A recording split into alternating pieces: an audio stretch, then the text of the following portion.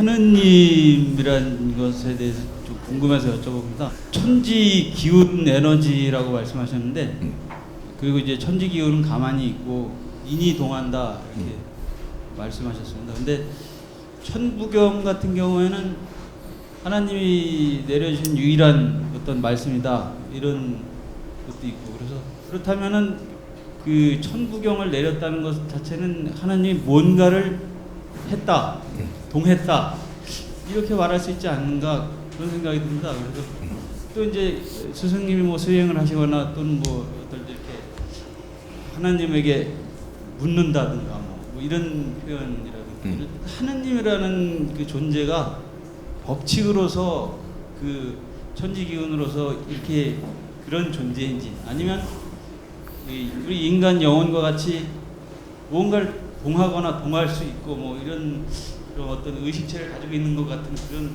존재인지 궁금합니다. 아, 예. 아주 이제 본론으로 깊이 좀 들어가자 이 말인데,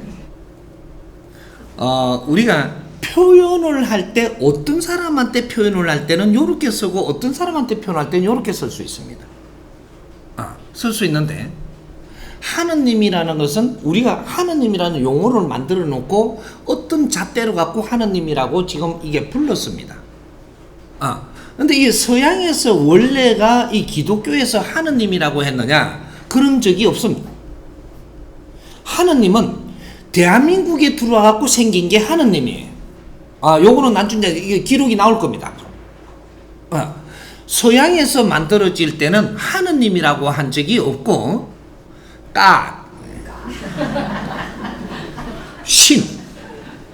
신인데 우리가 모시는 유일신이다. 요렇게 이야기를 한 거예요. 요렇게 이야기를 하면서 언제까지? 이 조선에 들어올 때까지. 그때는 그냥 까십니다.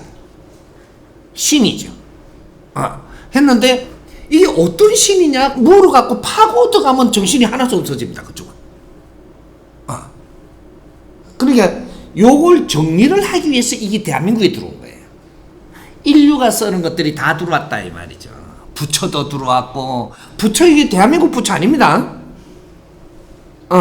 하느님 대한민국 하느님 아니었었어요. 그냥 서양에서도 전부 다 이게 만지고 있는 그러한 논리의 신들이다 이 말이죠. 이게 대한민국에 들어왔습니다. 시대적으로 대한민국이 만질 때가 됐기 때문에 들어온 것이고, 이걸 이때까지 이제 후천 시대가 오는 이날까지 지금 쓰고 있었던 거죠. 근데 이걸 후천 시대는 어떤 일이 벌어지냐? 이걸 좀 더 총 정리해 가지고 인류에다 다시 공급을 해줘야 되는 홍익 인간들이 태어나서 자라고 있는 겁니다. 여기서 신을 정리를 해야 되는 거죠. 근데 신을 내가 정리를 해주려니까 그냥 일반적으로 여기 내 앞에 온 분들이 어떤 분들이냐 하면,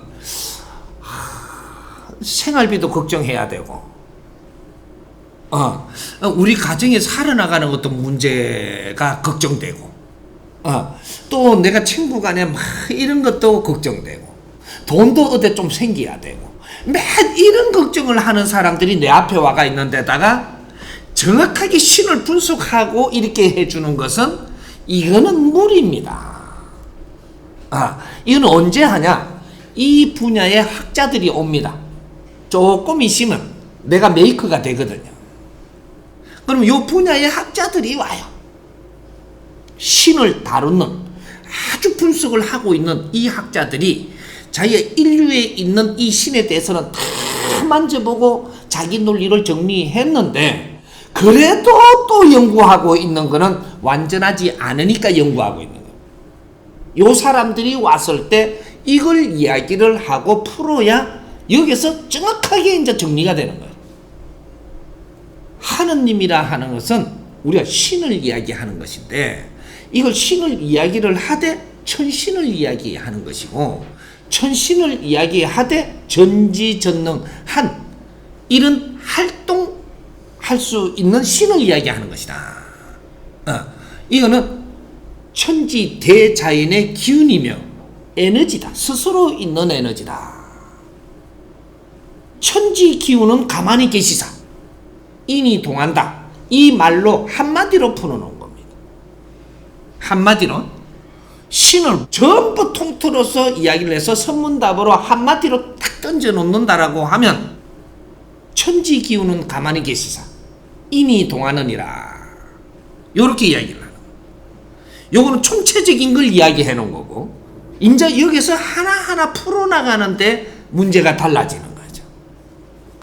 그래서 하느님이라고 하는 것은 우리가 뜻하기를 하느님, 한울림, 하늘님 여러 가지 표현적으로 우리가 쓰던 조상들의 논리들이 있었다 이 말이죠. 자연을 숭배하고 하늘을 숭배하고 요렇게 갈 때가 있었던 거죠.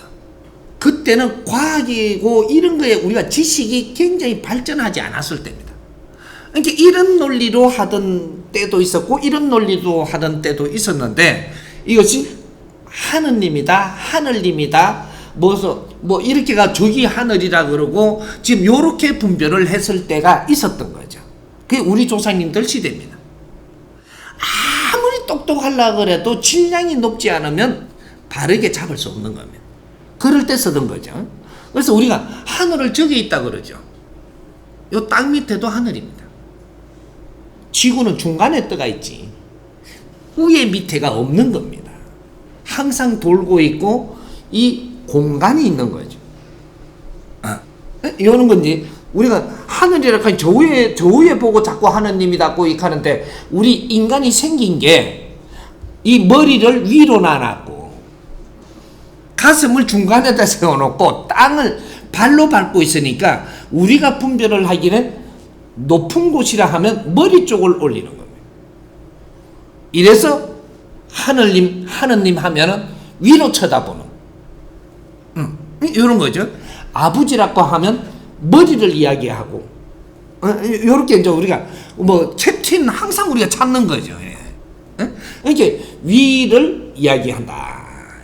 이것을 어떤 논리로 어떻게 분별을 해놨기 때문에 여러 방법으로 써왔던 건데, 그것을 전부 다 조합을 하려니까 복잡했었던 거다 이 말이죠. 이제 홍익 인간들은 요걸 정리를 해갖고 하나의 이제 신이 무엇인가, 우리는 무엇인가, 요거를 이제 정리를 해야 되는 거죠. 우리 인간이 누구냐 하면 너희들은 신입니다. 내 인간은 신이에요. 동물과 인간은 다른 것이다. 너 자신이 신이에요. 네 영혼이라고 부르는 그것이 신이다. 그래서 우리는 이제 신을 기운으로 이렇게 따질 때 천지인 3기가 존재한다. 이거죠? 그러니까 천지 기운으로는 못할 게 없는 것을 무엇을 이야기하느냐? 천지 기운으로 못할 게 있습니다. 그런데 천지 기운으로 못할 게 없다. 또 이렇게 이야기할 수 있는 거예요. 그러니까 우리 육신은 천지 기운으로 빚어낸 거예요. 만드는 거다 이 말이죠. 그럼 천지 기운으로 또 뭘 만나요? 개고 돼지고 다 만들었습니다. 또 천지 기운으로 뭘 만들었느냐? 전부 다 은하계를 다 만들어 놨어요. 은하계 안에는 우리가 쳐다보니까 저 은하계 쪼매나게 저리 반짝반짝 빛나는 것 같지만 그 안에는 우리가 상상을 할 수 없는 엄청난 물질, 이 에너지 덩어리가 저 은하계예요. 별 하나 안에 어마어마한 에너지들이 복합돼 갖고 있는 겁니다. 이것이 밀도가 강해가 있으면 이것이 이제 스스로 자기가 이제 분쇄가 되고 또 더 큰 이 물질을 운용하게 돼 갖고 있는 것인데, 이거는 우리 인간 우리가 생명을 가지고 있는 저 세포들, 이게 그거 들어가 버리면 그거는 그 안에 그냥 다 녹고 다 우리는 힘을 못 쓰게 돼 있어요. 그래서 이 지구라는 공간에 이 우주 안에 이 지구도 있는 겁니다. 이 지구 안에 알맞은 이런 이게 환경의 공간을 만들어 놓고 우리가 이 생명을 잉태시켜 갖고 여기서 우리가 할 일을 하고 있는 거예요. 그래서 위험한 데 가면은 안 되는 물질이다 이 말이죠.